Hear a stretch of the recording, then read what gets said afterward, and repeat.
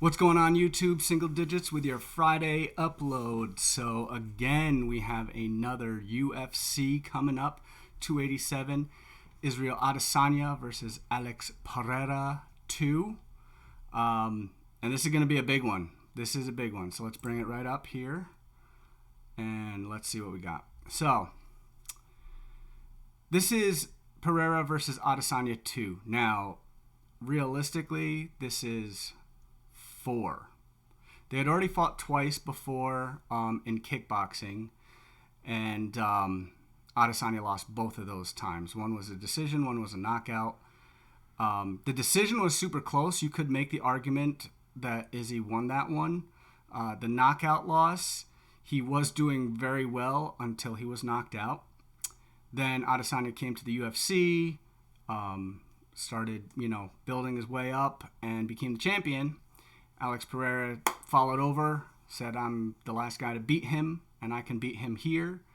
And they fought, and much like the same thing, Adesanya was winning the fight. I think it was like 3 rounds to 1 maybe.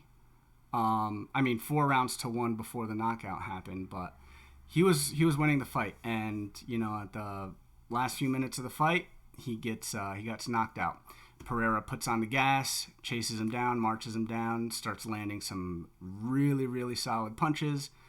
And, TKO loss for Adesanya. So, in their combined record of facing off against each other with kickboxing and MMA, Izzy is down 3-0. So, that's the kind of backstory, if you didn't know. Now, Pereira is a monster. He is he's big. He could fight at heavyweight, supposedly, from what his coaches say. He's coached by Glover Teixeira and Chuck Liddell, actually. They both coach him and say he's a monster. And everybody else who sees him, other UFC fighters, they say he's big. He's really big. The weight cut to 185 is probably tough for him. And he does plan to go up at least to 205 in short order, depending on how this fight goes. He did say in one of his recent interviews that, he's going to listen to his body, but once it becomes too hard to cut to 185, he's going to vacate and go up. So this is kind of a do or die moment for Izzy Adesanya. Now, everybody's kind of fallen off, I guess, the Adesanya wagon. And for me, my take on that is he started to fight more careful and more technical. He got a lot of early success and was doing very well. He went up to challenge the 205 belt to try and beat champ status when Jan Blachowicz had the light heavyweight belt. That did not go well. He was just unanimous decision, outclassed, just really overpowered. Blachowicz he's just bigger. He held him down, ground and pound, all that stuff. There's not much he could do. So, yeah, and that was like a quick turnaround. Like, I don't think Izzy even tried to, cut weight. He just kind of walked in and was, the 205 limit. I think he was, even a little bit under. So he didn't even cut weight for that. Meanwhile, Blachowicz cuts weight, goes back up after the weight cut. So that was very unfortunate for him. But I think after that loss, and then Pereira coming in and, kind of being in his head, He'll never say it. I don't think he'll ever admit it. And who knows, maybe he's not. But when somebody has 2 wins over you, and now a 3rd win, this is going to be a tough one. This is a tough one for me to call. And my last video, I was wrong. I was wrong on a lot, actually. Let's just review, to be honest. It was, where was it? Oh, wait, oops. We need past events. So, hold on, everybody. Let me find it. Was it Edwards? It was Edwards Usman. So I had Usman running through him, and that did not happen. I don't know what it was, but Leon just played his game right, stuck and move, outpointed him, just was the more technical fighter, better strikes, more efficient. Yeah, so I was wrong on this call. I thought Usman was going to run through him, so That was a miss for me. I did have Justin Gaethje winning, I believe. I had Brian Barberena winning that one. I was wrong there, and the rest I kind of didn't really delve too far into. But I was definitely wrong on this one for the 286.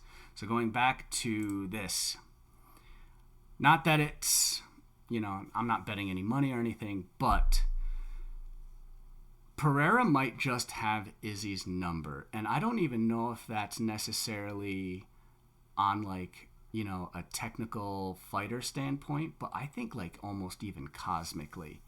And that sounds weird and woo-woo, but the way that Izzy just loses to Pereira is, I don't know, it almost kind of seems like Izzy's just cursed, he's always going to come up short, I likened it to the Khabib Nurmagomedov Tony Ferguson booking.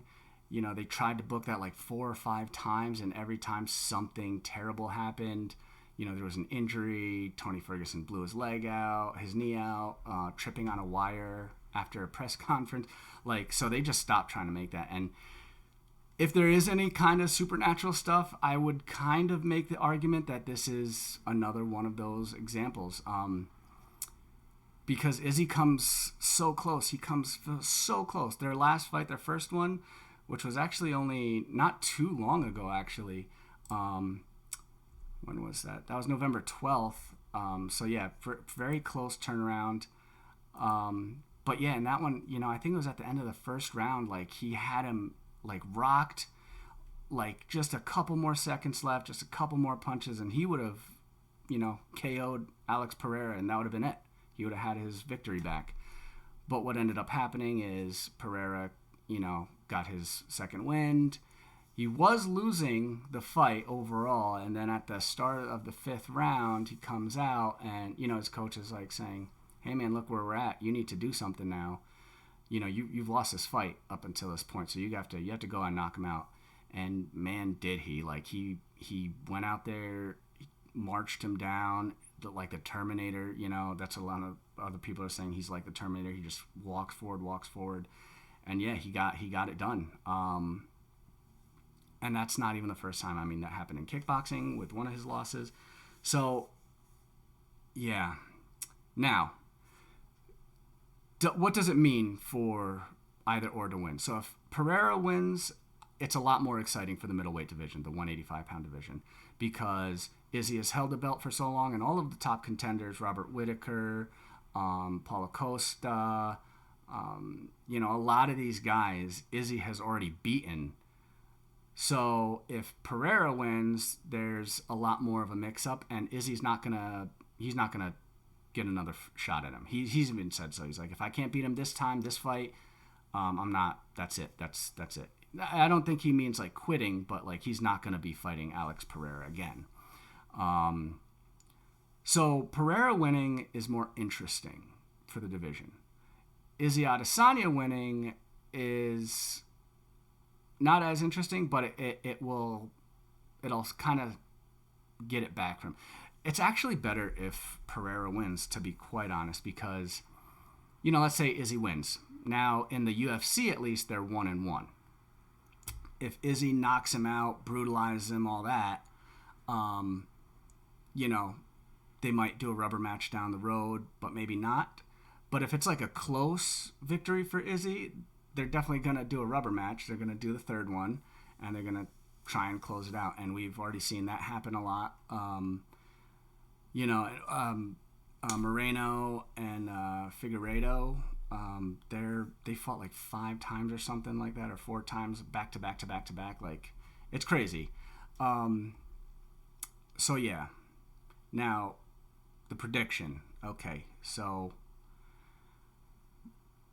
this is a hard one. This is actually a tough one for me. So, for all intents and purposes, Pereira should do it. Izzy has been dropping a lot of hints, but he's been clumsy about it. So I don't know if it's mind games or what, but in interviews, I've been watching interviews all week, and he's been saying if I get him on his, if I'm brutalizing him and I get him on his back and stuff like that, or there was an interview asking him a question. If one of the UFC legends were to train you for this fight, who would it be? And like he was like, Daniel Cormier comes to mind, who is a wrestler, collegiate wrestler. So like he's kind of dropping these subtle hints, and not on purpose, or maybe on purpose, that he might be going for a ground game focused match, which could work. Pereira's not. He's a kickboxer, and he's not as experienced in MMA as a total package as Izzy is. So Izzy could do that, and he did utilize some ground game in their first fight and found success. So who knows? He's also been training wrestling a lot more this camp. If he goes that route, I think he has a better chance for sure. But he might just want that to have in his back pocket, or to at least set up doubt for Alex Pereira to not gain momentum or forward motion. Because when Alex Pereira is marching forward on you, picking his shots, that's when he's the most dangerous. So if Izzy's idea is to, throw in takedown attempts and submission stuff and all this, it will make Alex Pereira a little bit more cautious about stepping forward, which then gives Izzy the advantage in the stand-up, where he can kind of, pick his shots now and be that elusive counter fighter that he's super, super good at, probably one of the best. So that's something to be said.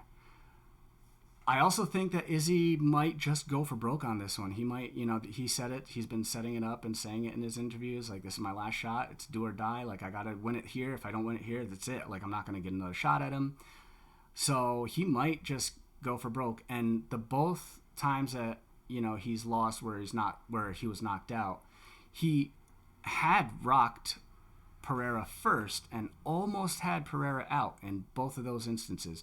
The unanimous decision, that was their closest fight, but it's like he can get him right to the threshold, but then he runs out of time or something. So he might just try and go for broke, put the gas in, and just go and finish him. He might be saying all this stuff about the takedowns to kind of play mind games, because the other thing is, Alex Pereira, you're not getting in his head. You're not psyching him out. He's not afraid of anybody. Izzy knows this. Everybody kind of knows this. So if you have an opponent who you can't like psych out or anything, and who owns wins over you, 2 knockout wins over you, you're hard pressed to intimidate or rattle him. So what Izzy might be doing is setting up a psychological warfare with game planning, where Pereira's like, oh, you're, and Pereira's corner is talking about, he's talking about wrestling. He's talking about wrestling a lot. He's talking about this and that. So be aware, be ready for wrestling. So it could be something like that. So we'll see. I hate to say it. I think Pereira takes it. If it's not like a technical thing, I think Pereira just takes it as, again, a cosmic something weird happens. Maybe we see a repeat. Izzy like kind of clips him, gets him rocked. Pereira, recovers, and then comes back and beats Izzy. So I have Pereira to win. I have him to win by TKO or KO. So yeah. Now, in Upside Down World, and this is going pretty long, but in Upside Down World, something else that I could potentially see happening, and I know, you got to pick one if you're going to pick a bet, but something else I could see happening is I could see Izzy getting the upper hand, rocking Pereira, and then being able to finish him somehow, whether it's early or something, because as much as Pereira owns wins over Izzy and, has that confidence, sometimes that confidence can do too much damage and make you underestimate and give you too much complacency and make you too safe, and Izzy might be able to capitalize on that. So I think either way, it's going to be a TKO. It's either going to be Pereira TKOing Adesanya or Adesanya TKOing Pereira. I don't think it goes to a unanimous decision, because I think Pereira knows if he plays around too much, Izzy is a better point fighter. He can win on the points. And I also think Izzy does not want to go out that way. I think he wants to put a real big statement on it, like, no, I can beat this guy and I can get him out of there. So, yeah. Anyway, very long. But yeah, I have Alex Pereira TKO. There's some other really good fights on here. Gilbert Burns, Jorge Masvidal, the King of Miami. So I would like Masvidal to win just because I think he's very entertaining and he always does go out there to fight a fight. He does not like to wrestle or grapple.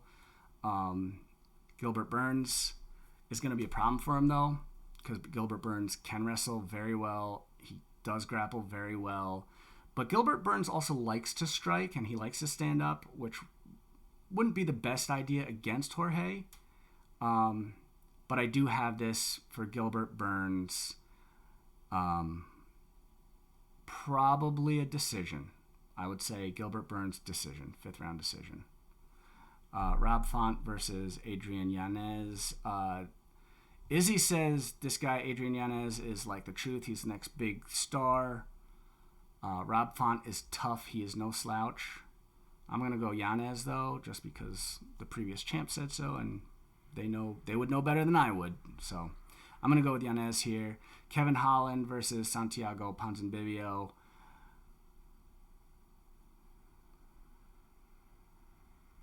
I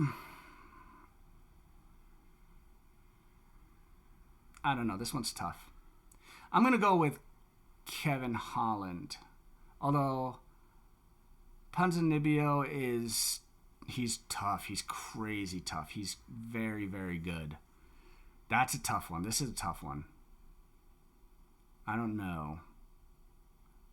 Kevin Holland talks a lot, though. I'm going to go with the interesting pick here. I'm going to go with Kevin Holland. I'm probably going to get all of these wrong. But he does have a lot of ways to win. He is very skilled. But Santiago is dangerous. He's super, super dangerous. He's a really, really strong fighter. But I'm going to go with Kevin Holland. Yeah. This is the standout breakout star, Raul Rosas Jr. He is the 18-year-old, the youngest fighter in the UFC, versus Christian Rodriguez. I don't really know too much about either. He just came off of the Contender Series, and he's been a murderer. He's been really, really good. I'll go with him just because I don't even really know this guy too much, and it seems like the UFC's pushing him, so maybe they're giving him kind of a lamb to slaughter. Who knows? They did that a while ago with what was his name there? Big muscly guy. Wow, I can't even remember his name. Dang, I can't even remember his name. You guys might know it. He's the blonde kid with the spiky hair, just muscle bound. But anyway, that didn't really work out well for him. I'm going to find that before the end, actually. I'll go through some of these and find his previous opponents. Chris Curtis and Gastelum. This is a really good fight. I'm going to pick Gastelum here, even though Chris Curtis is nasty good. But I'm going to pick Gastelum. He is the rugged veteran. And, yeah, if you don't finish Kelvin, then you got a tough night on your hands. But I'm going to go Kelvin. So my picks are Pereira, TKO, Burns, decision, Yanez, TKO, Holland, decision, TKO, and Raul Rojas. I'm going to put that at a submission victory. And then this one, Gastelum, I'll put decision. The rest are also really good fights, but I've taken up a lot of time, and I don't want to keep going on this. But yeah, that's the fight card. That's the fight prediction. What's that guy's name though? What is his name? I have to find. Let me find the fight finder, because I can find who he's versed, which was well, I'm gonna have to play 6 degrees of separation here, so bear with me. What was his name? Dang, I can't even remember the name. I'm drawing blanks, guys. I'm sorry. This was a long time ago. The wrestler, MMA fighter. I'll just look it up. WWE, UFC fighter. Who was it? Not Brock Lesnar. It was a littler guy. And then, no. What is this? This is not what I'm looking for.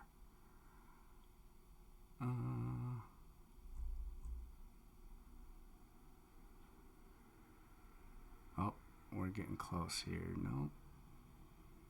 Oh, CM Punk. Why couldn't I remember that? If you guys are UFC fans, and you're probably like really mad that I couldn't remember that. But he was a flash in a pan. CM Punk.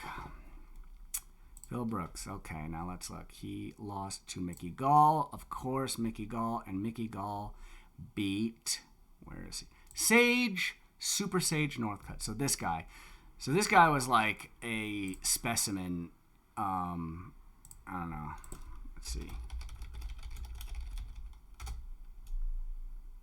So yeah, like he was just like this really ripped,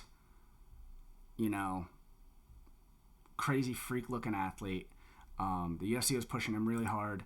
He ended up losing, and then they ended up cutting him. So that is kind of the same story that we might be seeing here for our young friend Raul.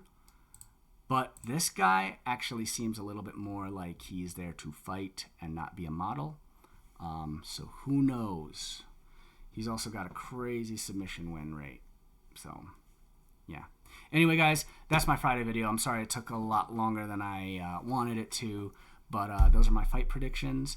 If you're watching it, tune in. And I hope you guys, if you bet money, I hope you make money. And I'll see you on the next video. Take care, everybody. Peace.